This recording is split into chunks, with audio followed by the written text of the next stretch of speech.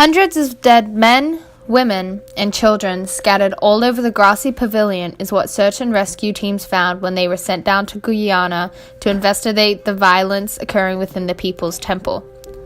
Imagine responding to a call of a shooting where less than 10 people were shot to fly in and find over 900 dead bodies of innocent people. The atrocity that occurred here on November 18, 1978 is known as the Jonestown Massacre. It is the largest mass suicide to date and was the largest mass murder until 9/11.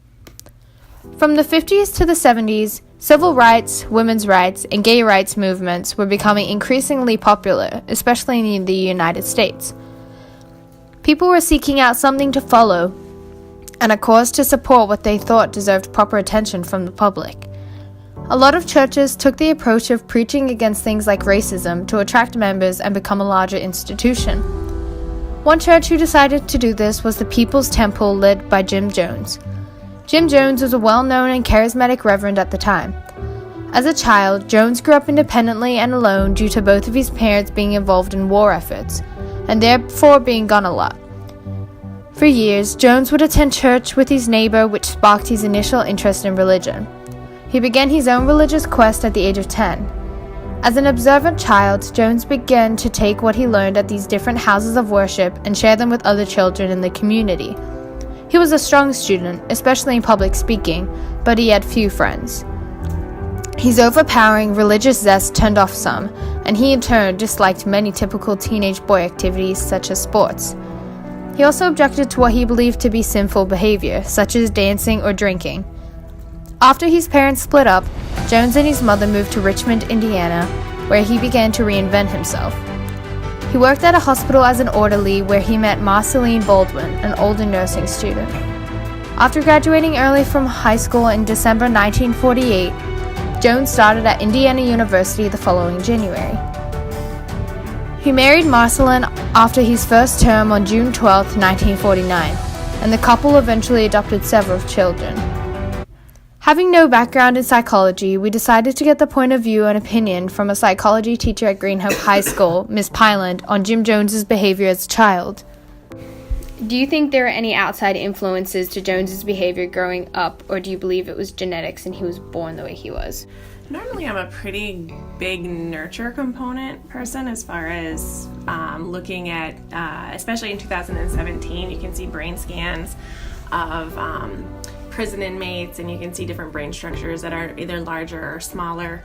But in his case, I truly do believe that it was a mix of nature and nurture. The religion aspect, the societal pressure from his family, especially his parents not being there. I would imagine that played a role, and it goes to kind of like the chicken and the egg question: did nature come first? Mm-hmm. And his experiences just kind of kicked that genetic component into gear. But I would probably say for him, especially sensible antisocial personality, that he's got a mix of both. After years of struggling to find his way, Jones established the People's Temple in the 1950s, located in Indianapolis. The church consisted of multi-ethnic Christian sects and preached against racism, attracting many African Americans. The civil rights era had reached its height upon the establishment of the temple, making Jones's charismatic and optimistic personality even more so appealing to people of varying races. Due to the growing popularity of the church and the mass influx of followers, Jones became crazed with power and began to see himself as a form of God or Savior. The large amount of power that Jones quickly acquired led him to start abusing amphetamines. Creating a shift in Jones's priorities, he became less focused on helping people and more so on gaining followers and becoming a dominant power. Many of his followers were unaware of this shift in Jones's mindset. Jones's followers were forming into more of a cult rather than a church. After moving to San Francisco in 1971, his church constantly became accused of financial fraud, physical abuse of its members, and mistreatment of children. Caused by his growing sense of paranoia, Jones moved his temple from San Francisco to Guyana in South America to build a socialist utopia in what he referred to as Jonestown. Although 1,000 of his members followed him to Guyana, many began to drop out of the church because of his actions. Here, Ms. Pineland speaks about the use of amphetamines by Jim Jones and how these behaviors would play in the events that would follow. Well, obviously amphetamines are going to hinder his ability to think correctly or logically. Amphetamines are normally an excitatory drug, so it's going to probably accelerate anything that he had been thinking about doing, acted more as a catalyst than probably anything. Yeah. After Jones and his followers spent some time in Jonestown, a group of people from NBC News and a congressman went to Guyana to investigate. The visit went seemingly well in the beginning, but the next day, as the visitors were leaving, a group of Jones's followers were ordered to kill the visitors by Jones, whose paranoia had reached to new heights. He believed that all of his followers were going to turn against him. Shortly after the murder of the visitors, Jim Jones ordered everyone in Jonestown to gather in the main pavilion for a final sermon. Influenced by his obsession with revolutionary suicide, the idea that his followers should be devoted enough to die for him, Jones served all of his followers a powdered fruit juice similar to Kool-Aid that was mixed with cyanide. While the followers drank the concoction, the pavilion was surrounded by armed guards, prepared to stop anyone from trying to escape. The children who were unaware of the added cyanide were the first to die, in total adding up to 272 children. Following them, approximately 600 adults were killed from the poisoning. Some of the followers in the gathering became suspicious and refused to drink the fruit concoction, which in turn led them to getting it forcefully injected into their throats. Jones, surrounded by his followers, either killed himself or was shot in the head, which is still unknown, along with his wife. The Jonestown Massacre is where the idiom "drinking the Kool-Aid" comes from. So next time you hear someone use that saying, you can enlighten them with the background information and facts as to where that phrase originates. Although, maybe save the dark details for a rainy day. Next, Ms. Pineland will tell us a little more about Jim Jones from a psychology point of view. Knowing a little bit about his background, I would definitely say, so he sounds like a very typical antisocial personality disorder.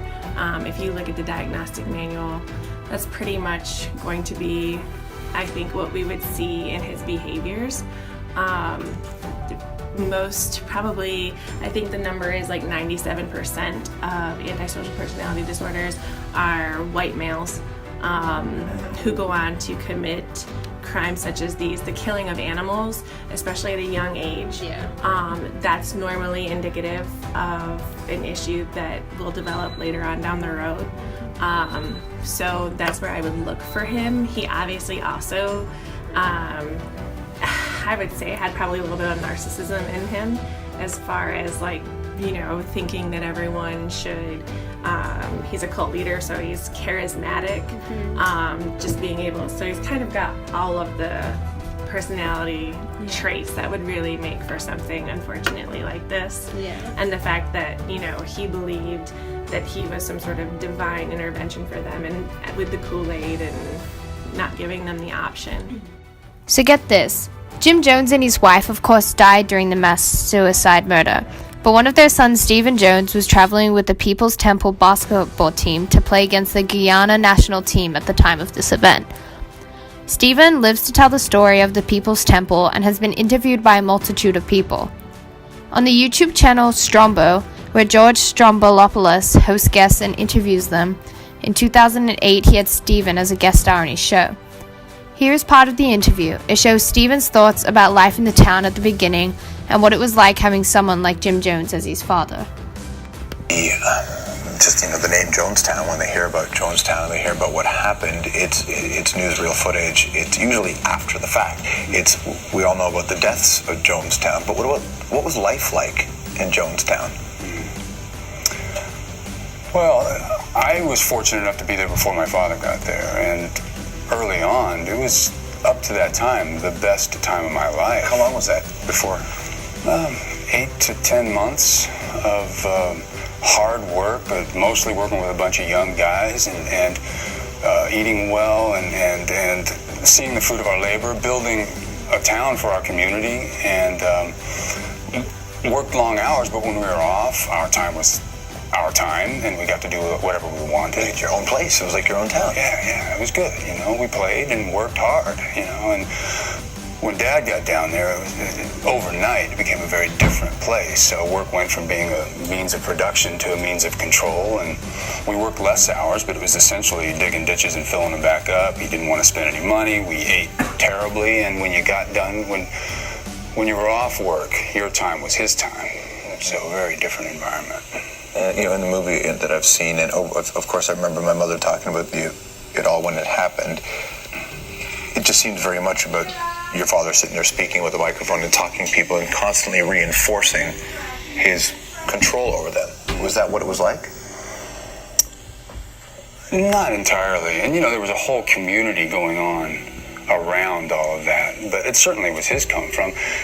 Not, and with my father, I think more than, certainly control was part of it, but more importantly was adulation. He was constantly seeking adulation and praise of whoever he was with. And in Jonestown, unfortunately, his source became finite, so he couldn't play for new people because he always had to have somebody new that liked him. Sure. So the madness escalated because he just kept upping the ante.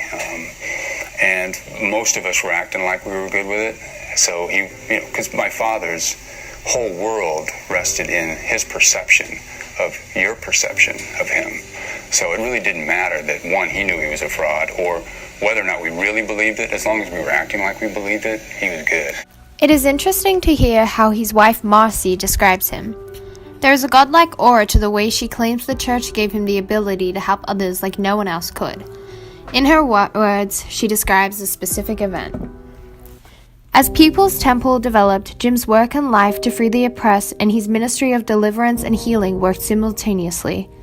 As always, and up until just the last few years, he worked a full-time job in the community, as well as ministering and pastoring a church.